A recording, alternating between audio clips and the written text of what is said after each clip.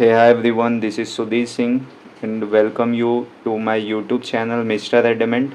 आज मैं आपको बताने वाला हूँ रिक्रूटमेंट एप्लीकेशन फॉर्म को कैसे भरना है जो सेंट्रल बैंक ऑफ इंडिया के जॉइनिंग जो कि एसओ पीओ एंड क्लर्क तीनों की जॉइनिंग के लिए ये फॉर्म भरना है। सो डिटेल में मैं ये फॉर्म बताऊँगा कि आपको ये फॉर्म कैसे फिलअप करना है। तो उससे पहले है इम्पॉर्टेंट लिंक्स। सो मेरी वेबसाइट है, ये वेबसाइट की डाउनलोड सेक्शन में ये आपको प्री फिल्ड फॉर्म मिल जाएगा और भी बहुत सारे प्री फिल्ड फॉर्म है वो आप डाउनलोड करके रेफ़र कर सकते हो। ये यूट्यूब चैनल की लिंक है जहाँ पे मैं अपने सारी वीडियोस अपलोड करूँगा। ये मेरी इंस्टाग्राम आईडी की लिंक है जहाँ से आप मुझे डीएम करके कोई भी डाउट पूछ सकते हो। देन लास्ट में तीन है टेलीग्राम चैनल की लिंक जहाँ पे जो newly PO clerk SO and PO candidate selected है वो यहाँ पे जाके ज्वाइन कर सकते हैं। नेक्स्ट है कि एप्लीकेशन फॉर्म में सबसे पहले आपको पासपोर्ट साइज़ फ़ोटोग्राफ चिपकाना है और ये वो फ़ोटोग्राफ रहेगा जो आपने आईबीपीएस पीओ की एप्लीकेशन फॉर्म एसओ या क्लर्क की भी एप्लीकेशन फॉर्म में भरा हो वो यहाँ पे चिपकाना है। और अगर वो by chance by any chance वो फ़ोटो आपके पास अवेलेबल नहीं है तो वो केस में ही आप दूसरा फ़ोटो चिपका सकते हो यहाँ पे। देन आपको application for appointment to post, जो भी पोस्ट के लिए आप सेलेक्ट हुए हो वो यहाँ पे लिखना है। जैसे कि हम लोग मैंने प्रोबेशनरी ऑफिसर के लिए सेलेक्ट हुआ था तो प्रोबेशनरी ऑफिसर लिखना है।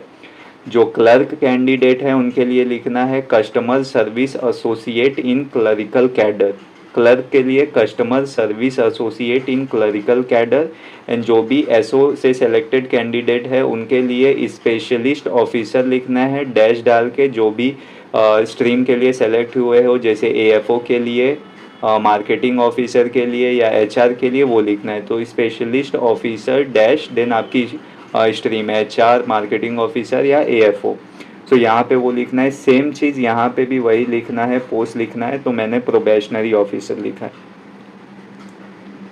देन नेक्स्ट आता है आपका नेम लिखना है और नेम हमेशा ब्लॉक लेटर्स में होगा, फुल नेम। सो सबसे पहले यहाँ पे आपको सरनेम लिखना है। तो मेरा सरनेम था सिंह। देन आपको नेम लिखना है। सो नेम है मेरा सुधीर कुमार। देन नीचे वाली लाइन में आपको फादर्स नेम लिखना है, ये है मेरा चितरंजन। अब ये तीनों जो चीज़ लिखना है वो 10th की मार्कशीट होगी। वो 10th की मार्कशीट पे जैसे आपके नेम की स्पेलिंग लिखी हुई है, सरनेम की स्पेलिंग लिखी हुई है एंड फादर्स नेम की स्पेलिंग लिखी हुई है वैसे ही सेम लिखना है। अब यहाँ पे आपको एज लिखना है।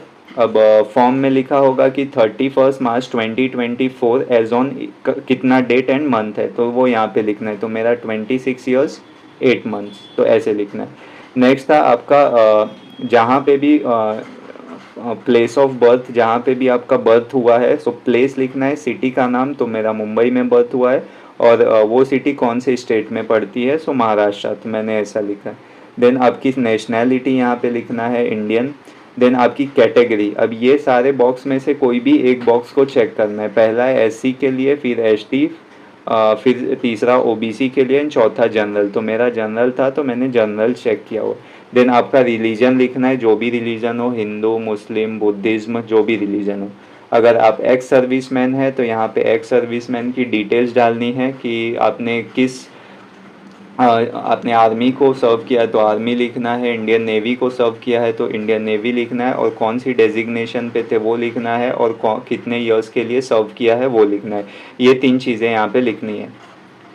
देन नेक्स्ट है कि आप कोई भी फिज़िकल डिसेबिलिटी है आपको तो वो यहाँ पे लिखना है, और कितने परसेंट, जैसे 50%, 80% डिसेबिलिटी है तो यहाँ पे परसेंटेज लिखना है।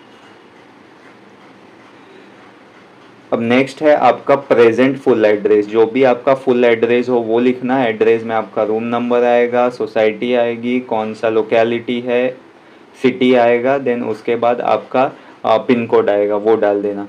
डोमिसाइल जहाँ पे आप रहते हो वहाँ पे, मैं महाराष्ट्र में रहता हूँ। प्लेस में आपका स्टेट आना चाहिए हमेशा। अगर ज़्यादा मोर स्पेसिफिक देना चाहते हो तो सिटी कॉमा स्टेट भी लिख सकते हो। और कब से यहाँ पे रह रहे हो तो वाई के फॉर्मेट में लिखना है। तो मैं 1998 से यहाँ पे रह रहा हूँ तो वाई के फॉर्मेट में लिख दिया। अब फिज़िकल मेजर्स लिखना है, ये हमेशा सेंटीमीटर में आएंगे। तो आपकी height in centimetre and weight जो आएगा वो केजीज में आएगा। देन आपका ब्लड ग्रुप लिखना है। सो जैसे कि मेरा ब्लड ग्रुप ओ पॉजिटिव था, सो RH वाले ब्लॉक में आपको लिखना है जो भी आपका ब्लड ग्रुप है, तो मेरा ओ था। एंड VE के ब्लॉक में आपको लिखना है पॉजिटिव है या नेगेटिव, तो ओ पॉजिटिव। किसी का बी पॉजिटिव होगा तो RH के ब्लॉक में बी आएगा, और VE वाले में आपको पॉजिटिव साइन डालनी, पॉजिटिव या नेगेटिव जो भी है वो साइन डालनी है। देन आपका ये मैरिटल स्टेटस आपको चेक बॉक्स क्लिक करना है। जैसे सिंगल हो तो सिंगल, मैरिड हो तो मैरिड का चेक बॉक्स टिक करना है, विडो हो तो विडो का चेक बॉक्स टिक करना है। नंबर ऑफ डिपेंडेंट्स कितने हैं, जैसे कि अगर आपके फादर काम नहीं करते तो वो भी डिपेंडेंट में आ जाएंगे, या आपका चाइल्ड है तो वो भी डिपेंडेंट में आ जाएगा। So wife, husband, father, mother, child, others and total, जितने डिपेंडेंट है उतने डिपेंडेंट के आगे 1 2 जितने नंबर्स है वो लिखना है, और लास्ट में टोटल काउंट करके लिख देना है कि 3 डिपेंडेंट्स या 4 डिपेंडेंट जो भी है। अब चिल्ड्रन है आपके तो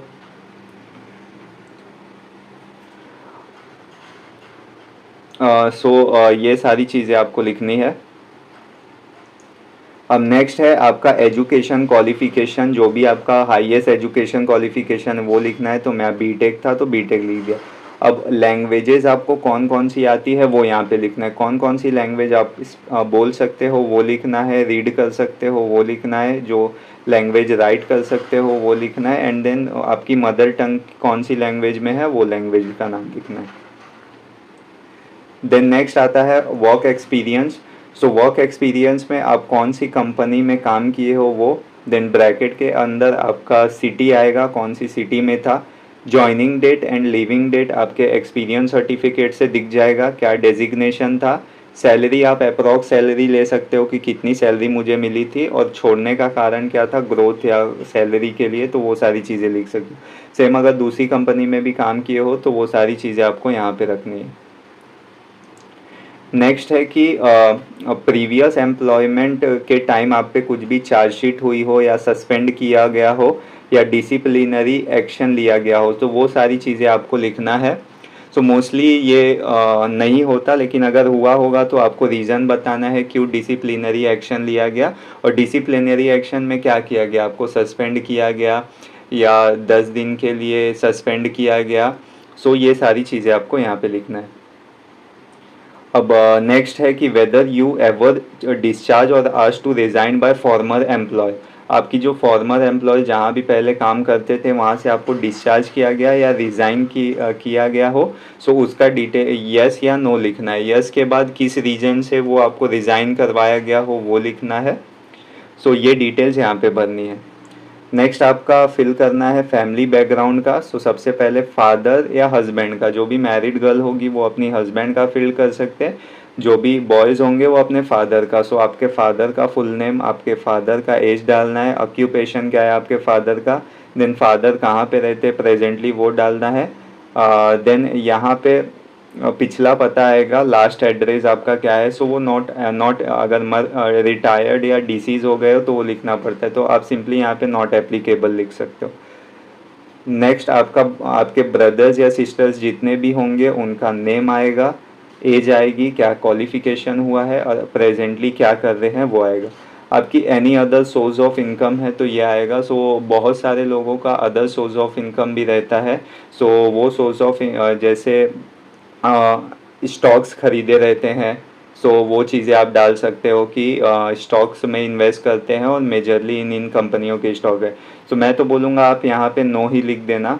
सो ज़्यादा कुछ फिलअप नहीं करना पड़ेगा। सो यहाँ पे नो लिख सकते हो, other source of income. Next है are you related to any employ और डायरेक्टर ऑफ द बैंक।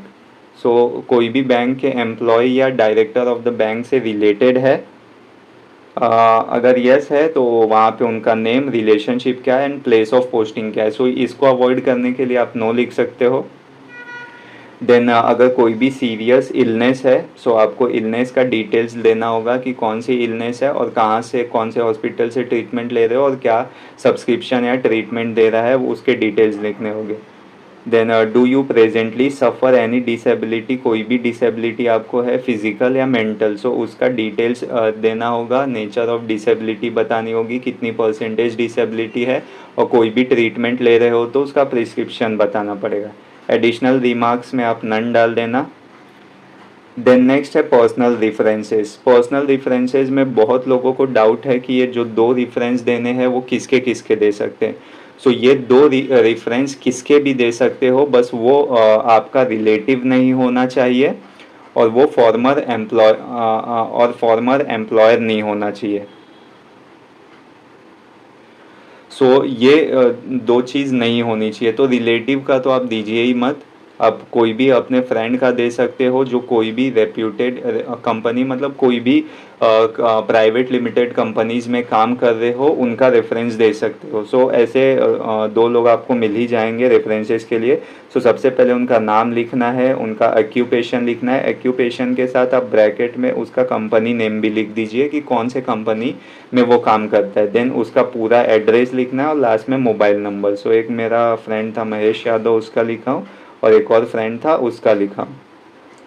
सो ये डिटेल्स आपको यहाँ पे भरनी है। देन नेक्स्ट आता है आपको यहाँ पे अपना योर्स फेथफुली में अपना पूरा नाम लिखना है। देन उसके बाद यहाँ पे आपको अपना साइन करना है। देन प्लेस जहाँ पे भी आपको डीवी के लिए जाना है वो प्लेस लिखना है। और डेट के लिए अभी आप खाली जगह छोड़ दीजिए, यहाँ पे कुछ मत भरना, क्योंकि जिस दिन डीवी होगी तो आपको इन्फॉर्म किया जाएगा कि यहाँ डेट ऑफ ज्वाइनिंग डालनी है या आपको डीवी डेट डालनी है। सो ये चीज़ भरना है।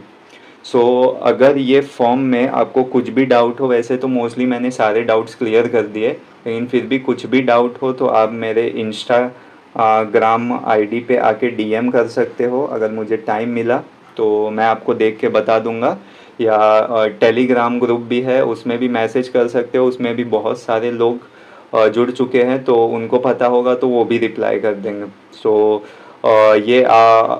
ये सेम पीडीएफ अपलोड होगी मेरे वेबसाइट पे डाउनलोड सेक्शन में, वहाँ पे जाके डाउनलोड करके आप फॉर्म फिलअप करना स्टार्ट कर दीजिए। Thank you for watching my video.